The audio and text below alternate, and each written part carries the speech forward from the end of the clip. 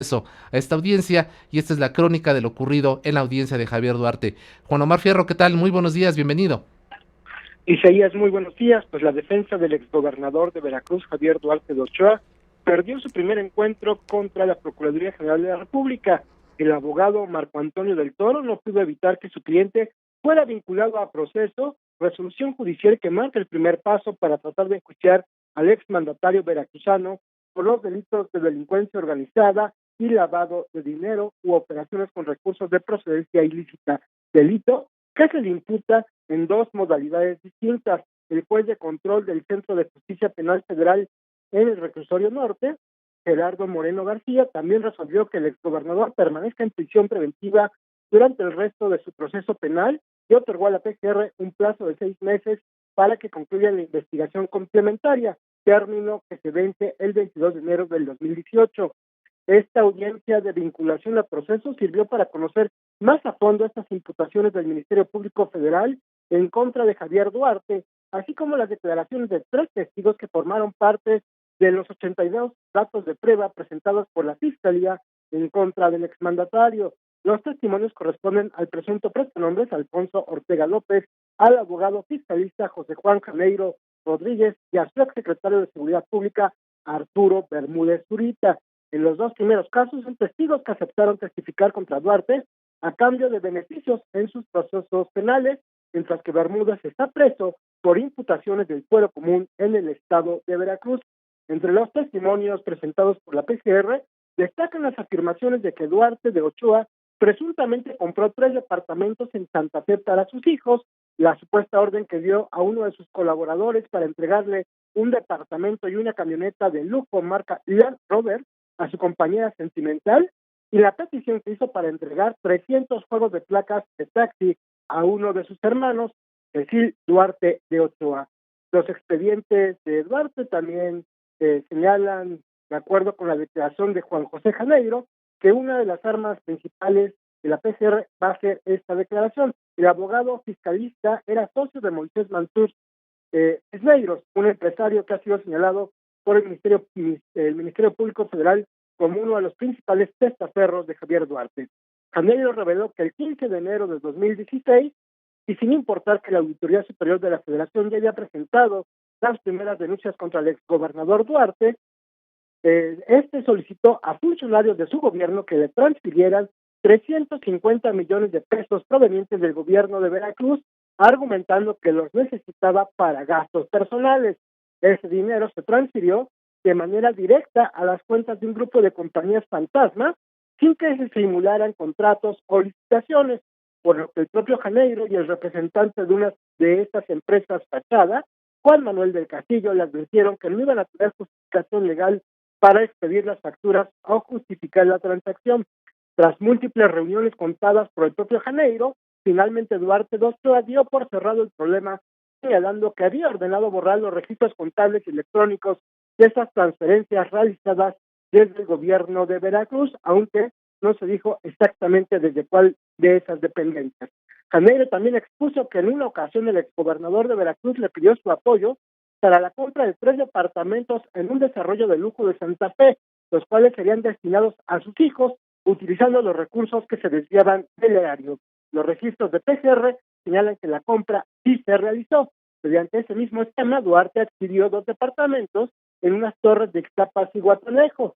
Por su parte, el ex abogado de Duarte, Alfonso Ortega, reveló que el exgobernador le solicitó en una ocasión la adquisición urgente de un departamento para Xochitl 3, ex candidata del PAN a una alcaldía en Veracruz y expulsionaria de servicios educativos en el gobierno de Javier Duarte. Al Ministerio Público responsable del caso, Pedro Guevara, identificó a la mujer como compañera sentimental de Duarte y no especificó si esta operación se concretó. En el caso del exsecretario de Seguridad Pública, Arturo Bermúdez, este narró a la PCR que el exgobernador le pidió otorgar 300 concesiones de taxi a su hermano, Cecil Duarte de Ochoa, decisión a la que no se negó, pero que tampoco cumplió al pie de la letra, puesto que solo le entregó 100 placas para prestar el servicio de taxi en el estado de Veracruz. Hay que señalar que Cecil Duarte fue líder de una organización priista de corta duración denominada Juventud Dinámica, que en 2010 hizo campañas por el propio Javier Duarte de Ochoa y en 2012 por el presidente Enrique Peña Nieto. Bermúdez es también el testigo de la PGR para demostrar que el exmandatario adquirió 3 tiempos compartidos en el Hotel St. Regis de Nueva York. El exsecretario de Seguridad Pública hizo una revelación adicional. Karine Macías, la esposa de Duarte, participaba en reuniones de gabinete y también tenía el poder de acordar con los secretarios de ese estado las operaciones que se hacían a través de las empresas fantasma. Isaías, déjame comentarte que el debate para vincular a proceso a Javier Duarte fue intenso. 2 puntos centraron el debate entre el fiscal de la PGR encargado del caso, Pedro Guevara, y la defensa del exgobernador, encabezada por el abogado Marco Antonio del Toro. En el inicio de la audiencia estuvo presente el titular de la Subprocuraduría Especializada para la Investigación de Delincuencia Organizada de la PGR, Israel Díaz Salas, el cual presentó un documento con el cual se buscaba acreditar al juez que las acusaciones por lavado de dinero contra Duarte de Ochoa tienen un monto mínimo de 1.670 millones de pesos desviados del gobierno veracruzano. Este presunto desvío de recursos incluyó presupuestos de las Secretarías de Salud, Desarrollo Social y Educación a nivel local, así como la compra y adquisición de inmuebles mediante una red de prestanombres en la que están involucradas en total 9 personas, incluyendo al propio exgobernador. En total, la PGR tiene contabilizadas 308 transferencias de dinero que se hicieron mediante la simulación de contratos públicos con empresas fantasma, carentes de empleados y de compra o venta de productos, por lo que tampoco pagaban impuestos y no tienen domicilios ni accionistas reales. Andrés Lira explicó durante la presentación que la investigación continúa abierta y que el monto de los 1.670 millones de pesos que estaría acreditando la PGR podría aumentar conforme avancen las investigaciones. De hecho, en la presentación que se hizo ante el juez, el monto total de los depósitos y transferencias que se hicieron entre 27 empresas fachadas, 3 de ellas creadas en el extranjero, es de 3.148 millones de pesos. Esta presentación fue desestimada e impugnada por la defensa, que se refirió a ella como un Nintendo, sobrenombre que se utilizó para burlarse de las conclusiones presentadas en un caso muy famoso por el ex procurador Jorge Carpizo. Esto fue en el caso del asesinato del cardenal Juan Jesús Posadas Ocampo. Para el abogado Marco Antonio del Toro, el Nintendo de la PGR contra Javier Duarte equivalía a reformular la imputación, puesto que en la audiencia inicial, en medio de pifias y falta de preparación, los fiscales de la PGR hablaron de que se habían acreditado solamente los desvíos por 38.5 millones de pesos. Por lo tanto, el monto de los 1.670 millones representaba, según la defensa, una nueva imputación para su cliente, lo que era una violación a su derecho a una defensa adecuada. Sin embargo, la PGR explicó que no se estaba presentando una nueva acusación, sino que solamente se habían dado más detalles de la misma. Al final, el juez de control, Gerardo Moreno, resolvió que efectivamente solo se estaban presentando más detalles de la imputación, que no se trataba de acusaciones nuevas, por lo que desestimó la impugnación de la defensa y dejó vigente esta presentación de las imputaciones contra Javier Duarte de Ochoa. Parte de lo mucho que se discutió en esta audiencia, que como tú decías, fue pues de 12 horas y que tuvo 2 recesos de apenas 15 minutos y de 1 hora o un poquito más de 1 hora para que las partes pudieran comer. Seguía el reporte.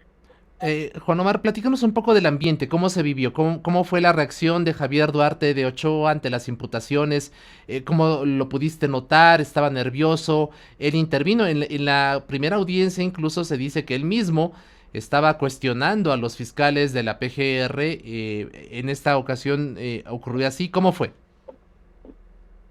Pues te puedo comentar que Javier Duarte en ese momento llegó más o menos tranquilo a esta segunda audiencia, esta audiencia de vinculación a proceso. Sin embargo, poco a poco se fue poniendo nervioso, se la pasó jugando con hojas de papel, a diferencia de la primera audiencia en la cual todo el mundo hablaba de que intervino en su propia defensa, de que aprovechó los errores de la PGR para decir que las acusaciones en su contra no tenían sustento. En esta ocasión apenas intervino para decir que se adhería pues a las observaciones de las peticiones que hacía su defensa. Él no hizo en realidad ninguna manifestación propia, solamente decía que se tenía y que apoyaba todas las mociones que iba presentando su defensa. El abogado Marco Antonio del Toro, déjame decirte que también había llegado con mucha seguridad a la audiencia en cuanto vio la presentación de la PGR de Seido, tuvo que cambiar su estrategia de defensa porque, bueno, él argumentaba que no la conocía y por eso su intento por que el juez la desestimara y porque considerara esta presentación como una nueva imputación, y él argumentaba que deberían de acusarse a Duarte por lavado de dinero solamente por el monto de 38.5 millones de pesos. Y bueno, el titular de Seido se retiró y Pedro Guevara, encargado del caso, que en la primera audiencia estuvo titubeante, en esta mostró mucho más, tablas para combatir a la defensa, contestó las burlas de la defensa, porque por ejemplo la defensa, Marco Antonio del Toro, comentaba que esta presentación era lo que él consideraba un Nintendo, y lo que él le dijo en algún momento, porque había llevado un perito también para tratar de acreditar que no se habían cometido los desvíos, pues le dijo que él también había jugado con el Nintendo. También decirte que al final, ya después de muchas horas de discusión, el juez de control del Reclusorio Norte dijo que no necesitaba un cuarto descanso para dictar su resolución y que contaba con todos los elementos para definir la situación jurídica del exgobernador. En ese momento, el abogado Marco Antonio del Toro y su cliente Javier Duarte de Ochoa anticiparon con sus gestos lo que se respiraba en la sala. Habían perdido este primer encuentro ante la PGR, pese a los errores de la Fiscalía en la audiencia inicial, y por lo tanto también perdieron la sonrisa. Ahora, permíteme detenerme en algunos de los aspectos de tu información que estás destacando, Juan Omar. Se habla de que se adquirieron departamentos para sus hijos, ya nos lo comentabas, en Santa Fe, un desarrollo de lujo en Santa Fe, que eran 3 departamentos que serían para sus hijos, pero también se habla de uno para una compañera sentimental. ¿Qué más se supo sobre este tema? Pues fueron líneas generales. De la compañera sentimental se dice cuál es su nombre, que es Xochitl Rodríguez, y bueno, haciendo una búsqueda sabemos que esta mujer fue funcionaria de servicios educativos en el gobierno de Javier Duarte de Ochoa. No queda claro, eso hay que decirlo, porque el testimonio no fue revelado en su totalidad, si esta operación para comprarle este departamento, no se dijo específicamente dónde, pues le fue... sí se dijo dónde, fue en Jalapa. Le habían comprado un departamento en Jalapa, o tendría que haberle comprado un departamento en Jalapa, pero no se especificó, no se reveló si esta operación se había concretado. También se hablaba de comprarle una camioneta de lujo, Land Rover, a esta mujer. En cuanto a los departamentos de Santa Fe, el Ministerio Público Federal sí señaló que esta operación sí se había concretado, ¿no? Estos son testimonios de Juan José Janeiro, un abogado fiscalista que está involucrado en esta red de lavado de dinero, y bueno, hay que decir que también la defensa intentó desestimar este testimonio, así como el del abogado Ortega, señalando que pues se le estaban otorgando beneficios indebidos a ambos, debido a que ambos se acogieron a lo que se denomina en el nuevo sistema penal criterios de oportunidad. Esto quiere decir que pueden recibir algunos beneficios en sus propias condenas penales a cambio de testificar y ayudar a la Fiscalía a acreditar delitos más graves en contra de otros imputados, en este caso Javier Duarte de Ochoa. Y bueno, por eso el abogado Marco Antonio del Toro solicitó o quería que fueran desestimados estos testimonios, pero el juez dijo que estos testimonios pues cumplían con todas las formalidades del nuevo Código Nacional de Procedimientos Penales y por lo tanto estaban dentro del marco legal. Permíteme describir, Juan Omar, nuestros compañeros de producción lograron ubicar precisamente en una imagen del exgobernador Javier Duarte con Xochitl Rodríguez, quien nos comentas tú es funcionaria o fue funcionaria del área de servicios administrativos y a quien presuntamente se le habría comprado, no está confirmado, tanto un departamento como una camioneta de lujo allá en Jalapa, y a quien se ubica como compañera sentimental del exmandatario. Ahí está la imagen. Se observa a Javier Duarte muy sonriente, abrazándola, una joven de cabello al hombro, digamos de tez blanca. En fin, ahí está la situación. Otro aspecto que me llamó mucho la atención de tu información, Juan Omar, es que, de acuerdo con lo que dijo el exsecretario de Seguridad, Karime Macías, la esposa de Duarte, participaba en las reuniones de gabinete y también tenía el poder de acordar con los secretarios de Estado las operaciones que se hacían a través de las empresas fantasma. Esto implica ya incriminarla directamente e involucrarla en los delitos de los cuales se está persiguiendo a Javier Duarte de Ochoa. ¿Se dijo algo sobre la posibilidad de que finalmente también se inicie una investigación en contra de la ex primera dama de Veracruz? No, llamó la atención justamente que no se mencionara nada sobre imputaciones formales contra Karime Macías por parte de la PGR, a pesar de que hay señalamientos de Arturo Bermúdez, pero también de Janeiro y del propio abogado Ortega, en el sentido de que también habría tenido poder de decisión para beneficiarla. Incluso se habla que en algún momento Javier Duarte de Ochoa ordenó pues por la compra de joyería para poder regalársela también a Karime Macías. Pues llama también que está involucrado el hermano, aunque en este caso están hablando de una situación de otorgarle 300 concesiones de taxi, placas de taxi, para prestar ese servicio en el estado de Veracruz. En el caso de Karime Macías y de Cecil Duarte de Ochoa, aunque son familiares directos y los están implicando, los están vinculando con esta cadena de corrupción, todavía no hay acusaciones por parte de la PGR. Hay que recordar que pues la investigación no está cerrada, que tienen 6 meses y que podrían pues irle, formularle cargos después a la esposa de Javier Duarte. Y bueno, llama la atención que la PGR diera a conocer también en ese contexto que tenía una compañera sentimental, pues para ver qué pasa entre Javier Duarte y su esposa Karime Macías. Así es, Juan Omar. ¿Qué sigue finalmente en el proceso? Son 6 meses en los cuales me imagino que tanto la Fiscalía como la Defensa pues estarán presentando los argumentos, pero no sé si nos puedes dar más detalles de lo que continuará de aquí a enero de 2018, cuando está fijada la tercera audiencia en contra del ex gobernador veracruzano. En este caso, tanto la PGR como la Defensa tienen que ir agregando, como tú decías, datos de prueba. La PGR tendrá que agregar, por ejemplo, copias de estas 308 transferencias de dinero que están acreditadas entre las empresas fantasma. Tendrá que ir agregando, por ejemplo, copias de los estados de cuenta del gobierno de Veracruz, donde se hacen las transferencias del presupuesto público a estas empresas fachada. También tendrán que ir agregando pues peritajes contables sobre estas empresas, y bueno, en el caso de también ir acreditando las propiedades, ¿no?, los registros públicos de cada una de ellas. Y en el caso de la Defensa, pues cualquier prueba que les ayude a tratar de desestimar la PGR.